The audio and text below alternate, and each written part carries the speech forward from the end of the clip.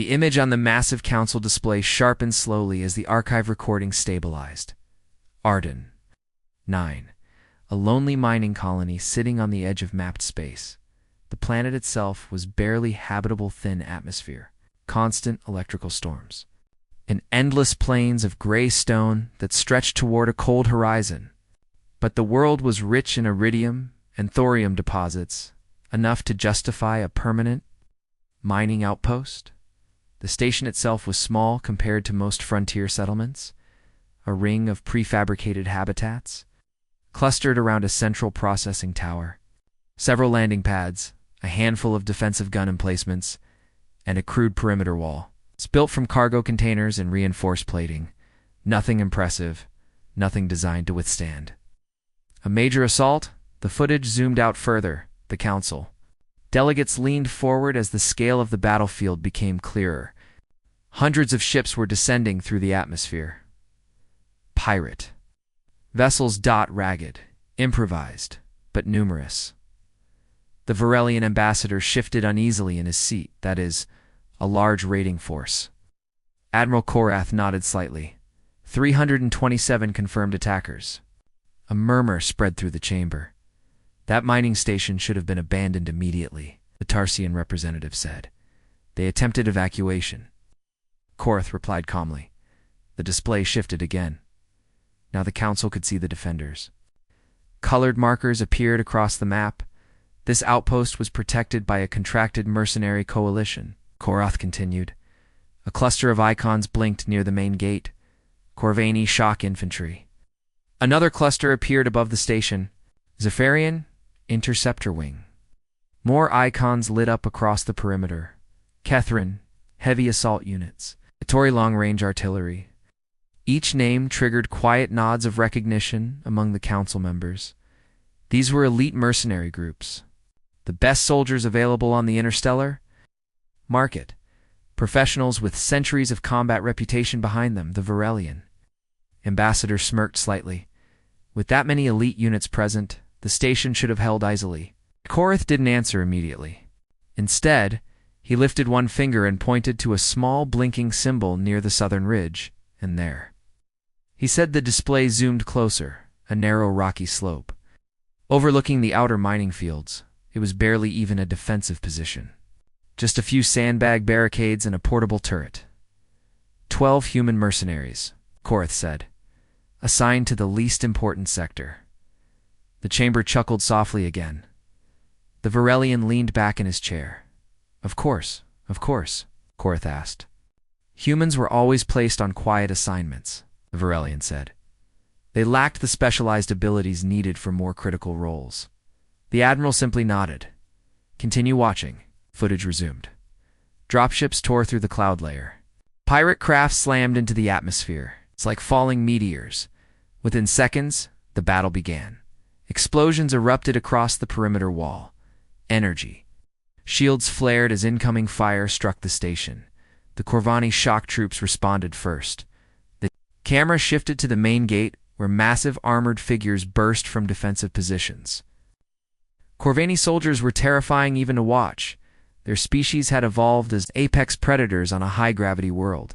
4 powerful limbs, thick armored hides, claws, capable of slicing through combat plating. They crashed into the first wave of raiders with overwhelming force. Blaster fire flashed in every direction. Within moments, dozens of pirates lay dead. The council watched with approval. Impressive, the Tarsian representative said. The footage shifted again. High above the battlefield, sleek Zephorian fighters streaked through the clouds. Their pilots were famous across the galaxy, lightning-fast reflexes, unmatched aerial maneuverability. Enemy dropships exploded one after another as the interceptors cut through them with surgical precision. The Varelian nodded approvingly. Exactly as expected. Then the camera moved to the southern ridge. The human position. The view was quieter here. Dust blew across the rocky slope. 12 figures crouched behind. Low barricade. Standard combat armor. Standard rifles. Nothing remarkable. One of them leaned against the turret mount, scanning the horizon through binocular optics. Another calmly adjusted a power cell. They looked ordinary, even bored. The council seemed unimpressed. They appear relaxed. Someone noted they were not the primary target, Korth said. The footage continued. Minutes passed. The main pirate assault hammered the northern wall. Corvini units fought brutally in close quarters. Zephyrian fighters dominated the skies. The station defenses held. Then something changed. On the holographic map, the pirate formations began shifting.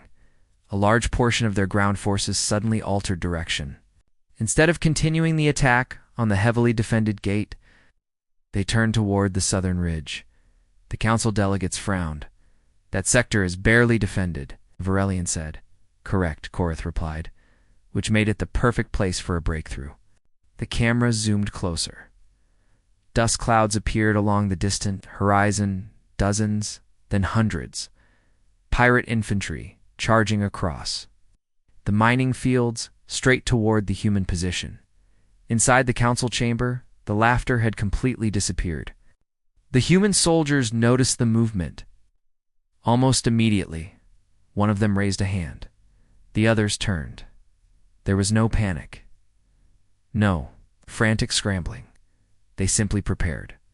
Rifles came up. Power cells were checked. The turret hummed to life. A human voice crackled over the battlefield radio. Calm. Almost casual. Looks like they finally noticed us. Another voice responded. About time. Council exchanged confused glances. They sound amused, someone whispered. Korth's voice remained steady. Their orders were simple. The pirates grew closer, dust and smoke trailing behind them. They were instructed to delay the enemy advance for 5 minutes. The Varelian nodded. That is reasonable. 5 minutes would be enough time for the other defensive units to reposition. The pirates opened fire. Blaster bolts streaked across the rocky slope. The humans returned fire instantly. The turret roared. Raiders dropped. More took their place. The attack intensified. 3 minutes past 4:05. The council watched carefully. 5 minutes, the Varelian said. Now they should retreat. But the humans didn't move. They continued firing. 6 minutes, 7-8. They're still holding position, Tarsian observed. The pirates slammed into the ridge. The first raiders reached the barricade. The fight became chaotic. Close, ranged, violent. The turret overheated and exploded, too. Humans were thrown backward by the blast, yet the line didn't break. Rifles fired until their power cells drained.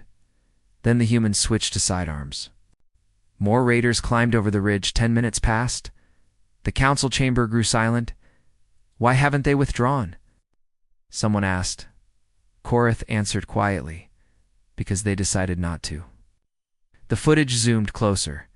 A human soldier took a plasma round to the shoulder. He staggered, then kept firing. Another was knocked down by an explosion. He crawled back to the barricade. A pirate finally vaulted over the wall. The human defenders turned toward him, and the nature of the fight changed. Weapons were no longer enough. The battle became something far more primitive and far more terrifying. The Varelian leaned forward slowly. What are they doing? Korth's voice dropped almost to a whisper, surviving. The camera captured the moment the first pirate died in hand-to-hand combat. Then the next, and the next. More raiders climbed the ridge, but the humans refused to move, refused to retreat, refused to stop. Inside the council chamber, no one laughed anymore. The battle had only just begun, and the worst part of the footage had not even started yet.